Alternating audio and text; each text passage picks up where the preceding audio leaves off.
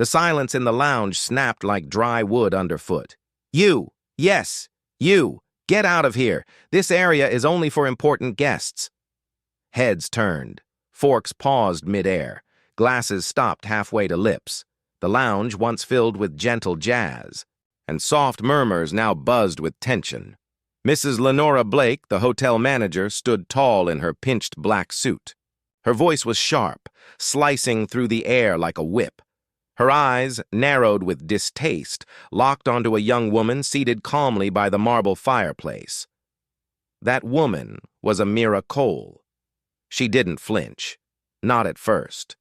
She sat still in the velvet chair, her fingers gently gripping the curved armrests. Her emerald green suit shimmered under the golden lights.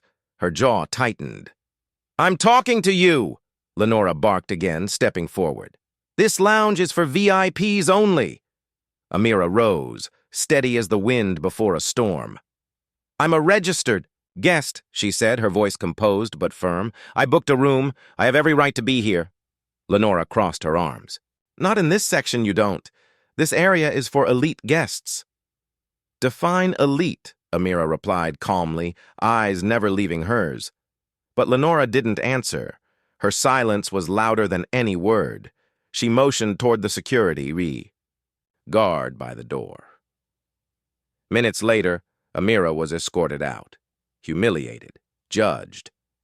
But what Mrs. Blake didn't realize was that Amira Cole was no ordinary guest. She came to Rose Hill Grand Hotel for a reason, and her story was far from over. Morning Silvermore shimmered in the early sun. The city breathed with energy. The scent of brewed coffee drifting from cafes, the sound of rushing taxis, and the laughter of street musicians echoing through brick alleys. On the corner of Lenox Street, a black car slowed to a stop in front of the city's crown jewel, the Rose Hill Grand Hotel. Its pillars stretched toward the sky, its golden-trimmed doors glistening like royalty. Uniformed doormen stood on alert, their white gloves resting just above polished belts. Out stepped Amira.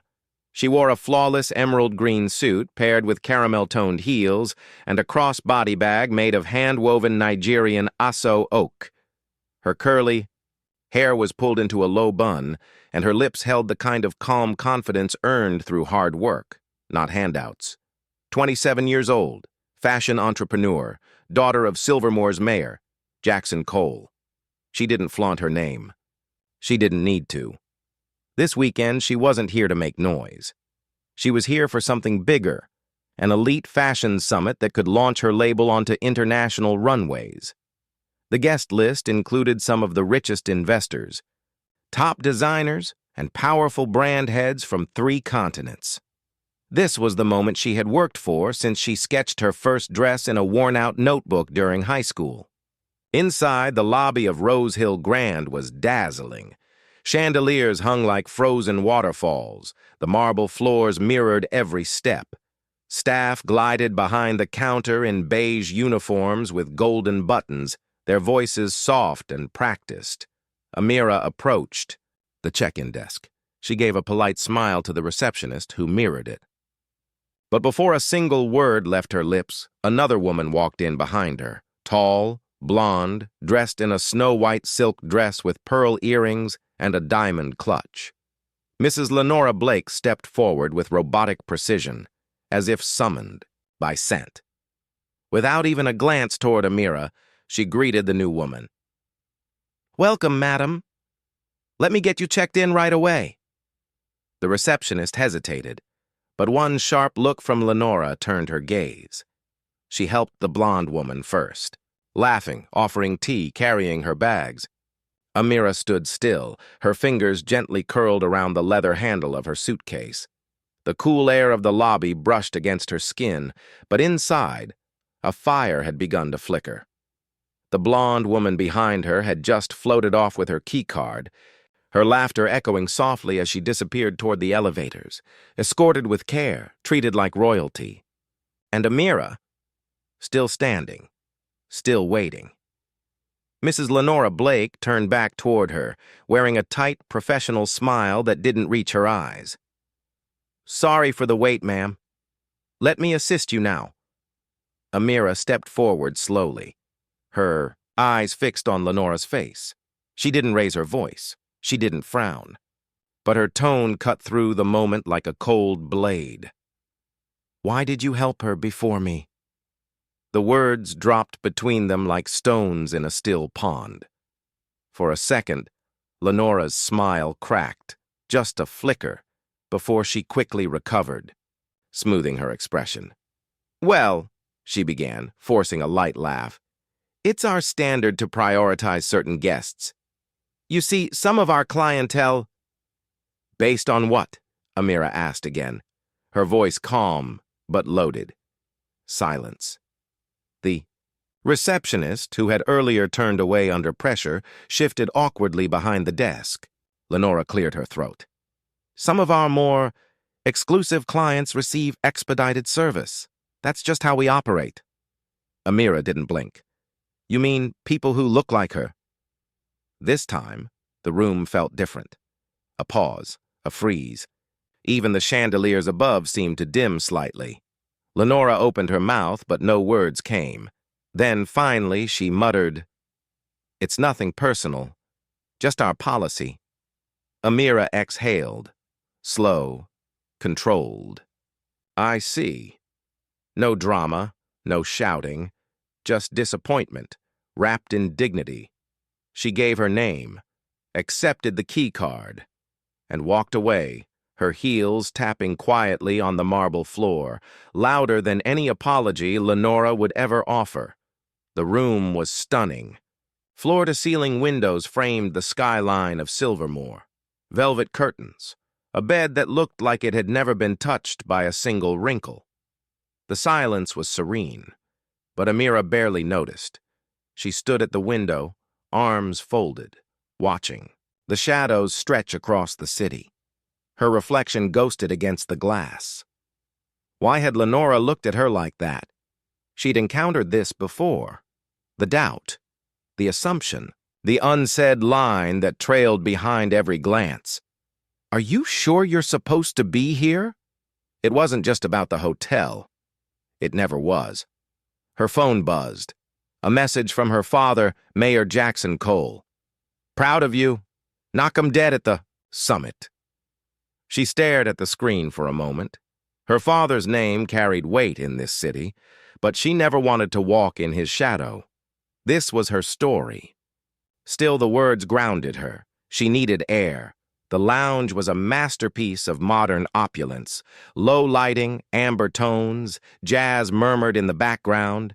Waiters in dark vests glided silently between guests, silver trays balanced like choreography. Amira entered slowly, taking in the scene. She spotted a cozy leather armchair near the window and moved toward it. As she lowered herself into the seat, letting the comfort envelop her, her gaze drifted across the room. And then, locked eyes. Lenora, standing near the bar, speaking with a waiter. But even mid-sentence, she noticed Amira. And for the second time, that stare passed between them, cool, measuring. This time, Lenora's head tilted slightly, as if amused by the sight of her guest in such a space. Amira straightened, refusing to look away. Lenora ended her conversation and began to walk toward her, each step deliberate, heels clicking like punctuation marks. Amira's chest tightened.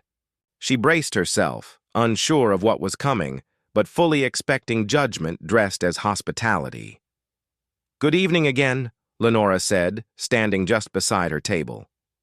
Her voice held the softness of velvet, but underneath, the thorns showed. I wasn't aware we had opened the lounge to standard guests this evening. Amira's brows drew together, but her voice remained calm. I wasn't aware there were restrictions. I'm staying here. Of course. It's just, this space is usually reserved for our executive clientele. Perhaps there was a mix-up. I can have the concierge recommend another area. Amira raised a hand, gently but firmly. That won't be necessary. This area is reserved for guests of our elite circle membership, Lenora said smoothly, her voice like chilled water over stone. You'll need to return to your suite, or perhaps find a more suitable place to wait. The words struck Amira like a sudden gust of cold wind. Around her, the soft clink of glassware and muted jazz continued without interruption, but her world had tilted. The judgment in Lenora's voice wasn't just about policy, it was about perception. Amira didn't need to be told outright. She saw it in Lenora's eyes. You don't belong here. Her hands clenched at her sides, fingers curling into tight fists, nails pressing into her palms. She had endured 1,000 quiet slights in 1,000 polished rooms, but tonight, something was different. This wasn't just personal. It was public. A line had been crossed. Amira stood slowly. The leather of the armchair creaked beneath her as she rose with measured grace. All eyes weren't on her, not yet, but the tension in the air had begun to ripple. "I'm not going anywhere," she said, voice steady, low and crystalline with resolve. "I am a registered guest at this hotel. I have every right to be here, and I'll stay until I'm ready to leave." Lenora's lips thinned, her hands folding neatly in front of her like she was trying to control the urge to clap them. "If you don't comply, I'll be forced to involve security." It wasn't a suggestion. Amira's breath caught. For a moment, the weight of every humiliation she had swallowed in boardrooms, classrooms, and luxury lobbies like this one crashed into her. Still, she didn't raise her voice. She didn't let the sting reach her eyes. She simply turned and walked out, not defeated, focused. This wasn't a moment for emotional fireworks. It was a moment for calculation, precision. The hush of the hallway felt deafening compared to the low chatter of the lounge. Amira's heels echoed sharply against the tile. She was halfway to the elevator when she heard it. Footsteps. Urgent. Purposeful. She turned just as Lenora came around the corner. Security. Officer in tow. Her face was composed, but her eyes sparkled with something darker. Something close to triumph. "Miss Cole," Lenora said briskly, "I'm going to have to ask you to leave the premises. You disobeyed a direct order." Amira blinked in disbelief. "A direct order?" Her voice trembled at the edges, more from restraint than fear. "You embarrassed me in front of strangers, implied I didn't belong in the lounge, and I walked away without protest. Now you're calling that defiance?" Lenora didn't blink. "Your attitude was unacceptable. We maintain standards here." "You mean appearances?" Amira shot back, the fire in her chest flaring now. "Because I don't fit your picture of a guest worth accommodating." The security officer shifted uncomfortably but said nothing. "I showed you my reservation," Amira continued, her voice rising now, still controlled but blazing with fury. "I paid for my room. I've done nothing wrong." Lenora's lips curved into a thin, mocking smile. "If you can't follow our policies, perhaps you shouldn't have booked here in the first place?" It was the last straw. Amira didn't respond. She didn't scream. She simply turned, her heart pounding, her vision swimming, and walked straight out the front doors of the hotel. The fluorescent lights of the small cafe buzzed softly above her. Amira sat at a corner table, untouched coffee cooling in front of her. Her blazer hung over the back of the chair, her arms crossed tightly across her chest like she was trying to hold her insides together. Her mind raced. How had this happened? She was a guest. She was a professional. She was the daughter of the city's mayor. But none of that had mattered to Lenora. She had looked at Amira and decided she didn't belong. Because of her skin, because of her presence, because she dared to exist in a place where she was supposed to be invisible. Her hands were shaking. She reached for her phone. She dialed without thinking, her fingers moving from muscle memory. It rang once, twice. "Amira?" her father answered, his voice instantly alert.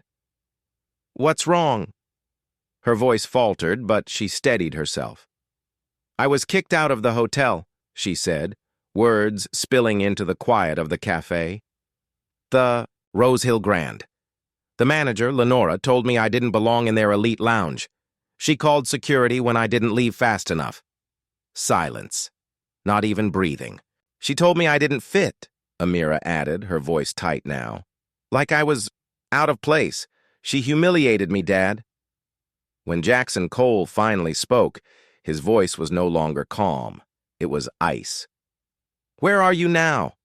In a cafe, across the street. I didn't want to cause a scene. You're not causing a scene, he said. You're standing up for yourself, and I'm coming there. Amira felt tears prick her eyes, but she blinked them back. Her father continued. I'll handle this, not because you're my daughter, but because no one gets to make you feel small for existing in a space you've earned. I've spent 20 years fighting this kind of systemic rot. I didn't expect to be doing it for my own child in this city. Not in my city. Amira didn't speak. She didn't need to, because in that moment, something settled deep within her, a quiet clarity. This wasn't over. Amira stood beneath the cafe awning, her arms wrapped tightly around herself. Her breath fogged in the cool Silvermore air, but the fire in her chest kept her warm. She had endured humiliation, but she would not carry it in silence.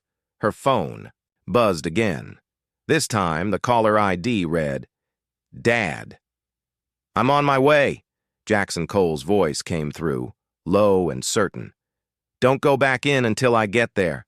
We're going to handle this. Personally. For the first time since the confrontation, Amira felt the tension in her shoulders ease. She wasn't alone in this. Her father wasn't just the mayor. He was a man who had built his entire career fighting the very systems that had tried to humiliate her tonight. Thank you, Dad. Her voice cracked. I can't believe this happened. Again. Jackson's voice turned steel. They're about to learn who they're dealing with. Minutes later, a sleek black SUV pulled up to the curved driveway of the hotel. The valet barely had time to register what was happening before Mayor Jackson Cole stepped out, towering and composed, his presence cutting through the luxury air like a blade. Guests inside turned to watch as he crossed the lobby with Amira at his side. The lobby, once a picture of calm indifference, now hummed with unease. Staff paused mid-motion. The front desk manager whispered urgently into a phone.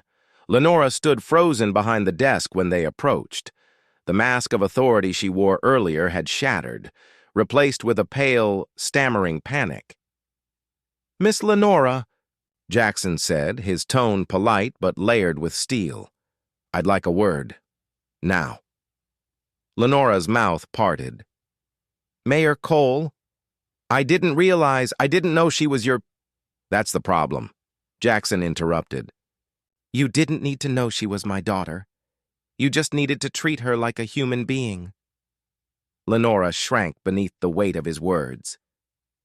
I've spoken with Amira, Jackson continued. I've heard everything. The condescension, the humiliation, the threats, and I won't allow it to be buried beneath polite apologies. Before Lenora could respond, the CEO of the Rose Hill Grand entered the lobby, his expression tight with concern. Jackson turned. This hotel prides itself on exclusivity, but exclusivity should never come at the cost of basic human dignity. A tense silence followed. I'm holding this establishment accountable, he said, addressing both Lenora and the CEO. You will reevaluate your hiring, your training, and your culture, or I will make it public. The CEO's nod was slow, humbled. We understand, Mayor Cole. We're initiating a formal investigation and disciplinary review, starting now. Lenora's expression was drained of color. She was quietly escorted away, her confident stride replaced with uncertain steps. Amira sat at the edge of her bed, a cup of untouched coffee beside her. The sun filtered through the drapes, but her thoughts were still rooted in the night before. Then, her phone rang. Mr. Victor, the businessman she was scheduled to meet at the conference. She hesitated, then answered. "Miss Cole," he began, his voice kind but clear. "I wanted to say, what happened last night was disgraceful. But your composure, your strength, that was extraordinary." "Thank you," Amira replied, her voice quiet. "We'd be honored to have you attend a private business summit we're organizing next month. Platinum tier guests only. We've already reserved your suite and arranged all accommodations. Consider it our way of recognizing what you stood for." Amira blinked, stunned. "Yes, I would be honored." "Good," he said. "We need more voices like yours at the table." As the call ended, Amira sat in silence, her heart pounding, not with anger but with relief, with hope, and then joy. She leapt to her feet and twirled once in the middle of her room, laughing, a sound she hadn't made since before she checked into the Rose Hill Grand. Weeks later, Amira stood in a sweeping room of glass and steel, a cocktail in hand, surrounded by industry leaders. Her name, Amira Cole, was now spoken with respect. She had just signed a multi-million-dollar contract, a deal that would launch her consultancy into the national spotlight. Yet what meant more to her were the quiet nods of respect.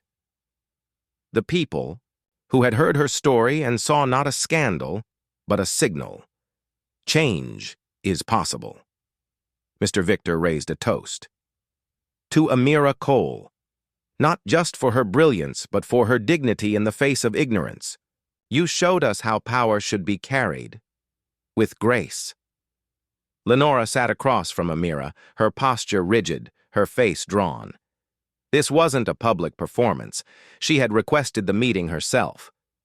"I wanted to say I'm sorry," Lenora began, her voice small. Amira stayed silent, waiting. "I grew up in a diverse town," Lenora continued. "But my great-aunt, she taught me things I didn't even realize I'd internalized. She believed in keeping people in their place. I didn't see it then. I thought I was upholding tradition, standards. But I was protecting a lie." Her voice cracked. "I was afraid of losing control, of being replaced. And somewhere along the way, I became her." There was pain in her eyes, real pain. Amira listened, not to excuse, but to understand. "People see racism as rage," Lenora whispered, "but it's also fear. And I let that fear poison how I treated others, how I treated you." Amira took a long breath. "I appreciate your honesty," she said, "and I accept your apology. But forgiveness is not the same as forgetting. If you truly want to change, use your position to fix what you broke. Not just for me, for everyone who walks through those doors." Lenora nodded, eyes brimming. "I will." Tyler Brooks, an investigative journalist with a reputation for exposing hidden rot, had been following the Rose Hill incident with quiet intensity. And something wasn't adding up. His instincts took him into the hotel's past. His search led to the basement archives, where dust-covered boxes lay untouched by time. In one, tied with a faded ribbon, Tyler found newspaper clippings, letters, meeting notes. The deeper he read, the colder he felt. The Rose Hill Grand Hotel had once been a haven for segregationists in the 1950s and 60s. Its owner, Mr. Carter, was a key financier of anti-integration campaigns in Silvermore. And working right beside him, Grace, Lenora's great-aunt. Worse still, the current CEO, Jennifer Carter, was Carter's grandson. The door clicked shut behind Tyler as Jennifer Carter offered a smile too polished to be sincere. She was poised, graceful, but her eyes were steel.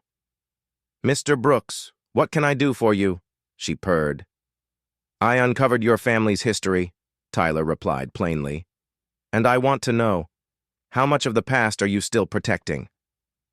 Regina's smile faded. Her expression stiffened just slightly. "I think you'll find," she said slowly, "that the past is just that, the past." She leaned in. "And I'll do whatever it takes to keep it buried." Tyler's spine tingled. Her voice was pleasant, but her threat was clear.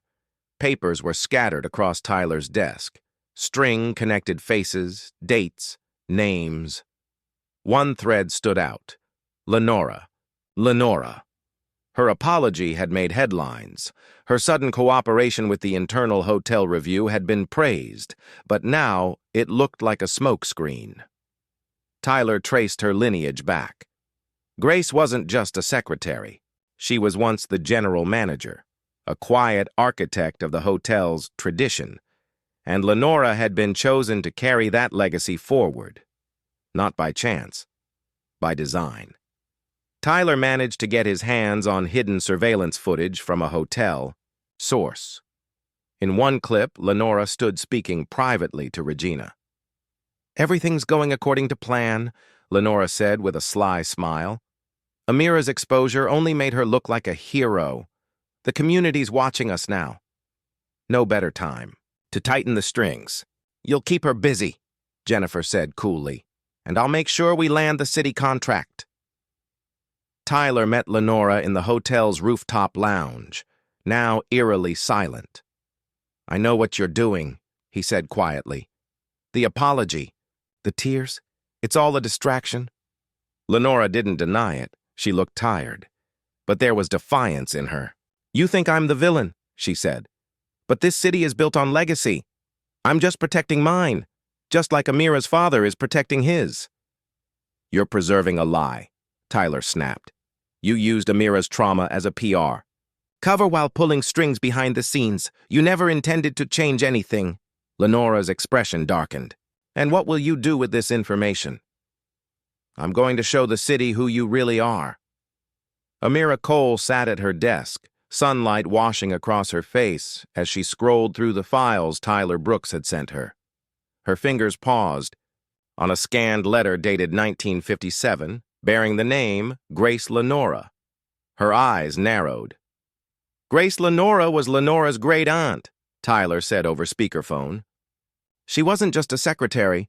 She was the former hotel manager. She helped run those segregationist rallies. Lenora didn't just inherit the position. She inherited the mission." Amira leaned back in her chair, stunned.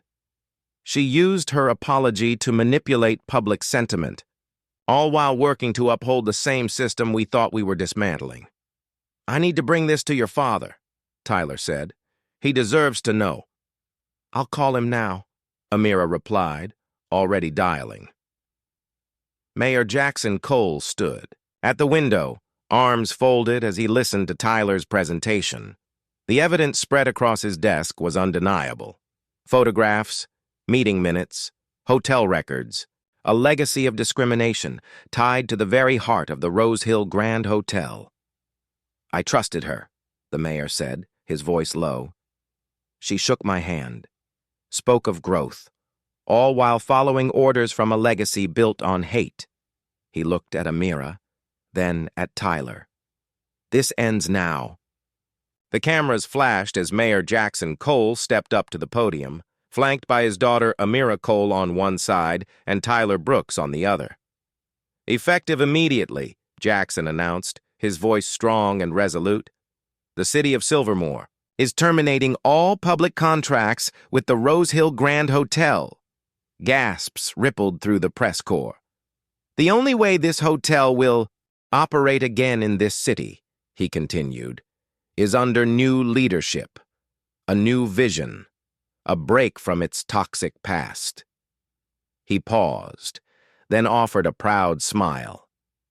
"To that end, I am appointing someone with the integrity, transparency, and courage we need, someone who brought the truth to light when others chose silence. I am pleased to announce that Tyler Brooks, our intrepid journalist, will serve as the interim manager of the Rose Hill Grand Hotel." Tyler's jaw dropped. He stared at the mayor. I'm a reporter, sir, not a hotel manager." Mayor Cole chuckled. "Tyler, you're a man of principle, and right now, that's what this hotel needs more than anything." The room erupted in applause. Standing nearby, Lenora watched quietly. Her face was unreadable, but when Tyler glanced at her, she offered a tight, saccharine smile. "Congratulations," she said, voice dripping with sarcasm. "I'm sure you'll do a wonderful job." Tyler said nothing, but the look he gave her said everything. "I see you now. All of you." Jennifer Carter, the CEO of Rose Hill Grand, issued a written statement to the press. "We recognize the painful truths uncovered about our institutions. Past. While I was unaware of the extent of our legacy, I accept full responsibility. We will cooperate fully with the city and commit to the changes necessary to build a more inclusive future." But Tyler knew better. Jennifer Carter had remained silent until the pressure became too loud to ignore. Amira stepped forward at the podium, her voice steady, her gaze unflinching. "Today we mark a new beginning, a beginning of healing, of reconciliation, of justice." She paused, letting her words echo. "The secrets and lies that have haunted this city are finally being brought to light. I want to thank Tyler Brooks for risking everything to uncover the truth. And I want to thank my father, Mayor Cole, for taking decisive action when it mattered most." Her voice cracked slightly, but she didn't waver. "We cannot change the past, but we can confront it. And we must build a city that is just, equitable, and free from the shackles of racism and silent complicity. Let this be a beginning, not an end." Applause thundered across the room. As people spilled out of the press conference, laughing, embracing, and wiping away tears, Lenora quietly slipped away through a side exit. Her eyes remained fixed on the ground. The city was changing. The air was different now. And she knew, if she didn't change too, she'd be buried by the truth. She tried so hard to keep hidden. Under Tyler's temporary leadership, the hotel underwent sweeping reforms. Diversity training was mandatory. Community leaders were invited to audit operations. A new scholarship was launched in honor of civil rights pioneers from Silvermore's history. Amira walked through the newly redesigned lobby. Gone were the sterile gold-plated portraits. Now, vibrant murals and historical displays told the truth of the city, its pain and its progress. Tyler greeted her with a warm nod. "You did it," she said. He shook his head. "We did." The camera zoomed in on Amira's face as she hosted a town hall on racial equity, streamed across every local channel. She looked into the lens. "If you're watching this and wondering if you can make a difference, let me be clear. You can. Justice begins with truth, and truth starts when someone dares to ask the hard questions." She smiled. "This is just the beginning. In a world built on legacy, silence can be as dangerous as prejudice. True change begins when we confront the uncomfortable truths of our past and choose courage over complicity." Amira, Alex, and Mayor Cole showed us that justice isn't just about accountability.